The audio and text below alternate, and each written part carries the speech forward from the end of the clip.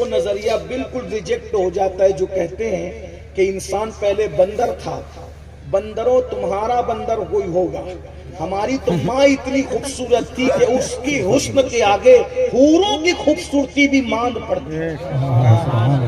ہمارے یہاں جو پہلی عورت ہے وہ حوروں سے بھی خوبصورت ہے، اور جو پہلا مرد ہے اس کے سامنے فرشتے سجدہ ریز ہیں۔ بدل ڈالا ہے اب تو اندازے بیاں ہم نے نہیں تو بند کر دی تھی فرشتوں کی زبان ہم نے۔ کسی کا باپ بندر ہوگا، ہمارا باپ وہ ہے جو مسجود ملائکہ ہے، اس نے سجدہ بعد میں کیا، وہ ساجد بعد میں ہوا ہے، پہلے وہ مسجود ملائکہ ہے۔ نعرہ تکبیر، نعرہ رسالت۔ انسان کا مقام یہ ہے اسلام میں۔ لوگ بندر سے پیدا ہونے والا عجوبہ کہتے ہیں، اور ہمارے یہاں انسان دست قدرت سے پیدا ہونا، سب کو کن کہہ کے پیدا کیا ہے، اور انسان کو دست قدرت سے پیدا کیا۔ انسان کو پیدا کرنے سے پہلے اعلان کیا، کسی کی پیدائش سے پہلے اعلان نہیں ہے، صرف حضرت انسان کی یہ شان ہے کہ اس کی پیدائش سے پہلے اعلان ہے، اور کس کو کس حیثیت سے پیدا کیا وہ منتخب اور وہ اعلان نہیں ہوا، لیکن انسان کو پیدا کیا تو اپنے خلیفہ کی حیثیت سے پیدا۔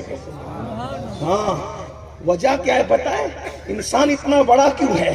انسان اتنا بڑا صرف اس لیے، اہل عقل تو بہت دماغ لگائیں گے لیکن ہم عشق کے بندے ہیں۔ انسان اتنا بڑا کیوں ہے؟ بس ایک وجہ ہے کہ محبوب کو شکل انسانی میں بھیجنا تھا، اسی لیے انسان کو اتنا بڑا بنا ہے۔ اس فلسفے کو حضرت بیدم شوارسی نے بڑے دمدار انداز سے بیان کیا ہے، کہتے ہیں اب آدمی کچھ اور ہماری نظر میں ہے، اب آدمی کچھ اور ہماری نظر میں ہے، جب سے سنا ہے یار لباس بشر میں ہے۔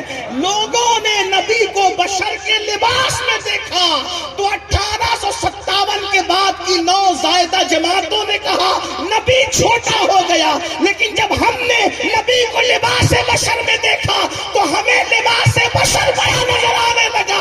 اگر لباس بشریت سے بڑا کوئی لباس ہوتا تو اللہ محبوب کی حقیقت کو اسی میں بھیجتا۔ اب آج بھی کچھ اور ہماری نظر میں ہے، جب سے سنا ہے یار لباس بشر۔ لباس بشری کتنا عظیم ہے کہ ملکوتی لباس پہننے والا جبریل امین کسی بشر کی سواری کی لگام پکڑ کے کھڑا ہے، تو سمجھ میں آتا ہے کہ مقام بشریت کیا ہے، کیا مقام ہے۔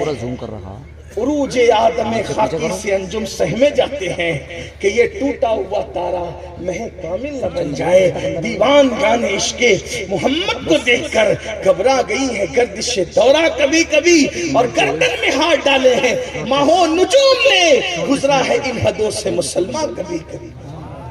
اگر انسان اور انسانیت پہ گفتگو تو گفتگو طول پکڑے، لیکن اتنا کہہ رہے کہ پہلا انسان آدم ہے اور پہلی خاتون حوا ہے۔ یہ دونوں بغیر ماں باپ کے پیدا ہوئے، اللہ کی شان ہے، بغیر ماں باپ کے، اور دونوں کی شادی ہو رہی ہے۔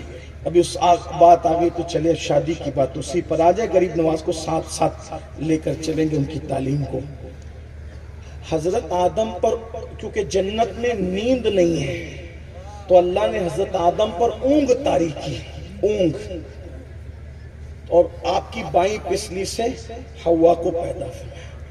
اب ایک بات، اگر آپ بور نہیں ہو رہے ہیں تو میں آپ کو بات سمجھاؤں، اور آپ لوگ سنیں گے بھی اس کو، اگر نہیں تھکے ہیں نہیں بور ہو رہے۔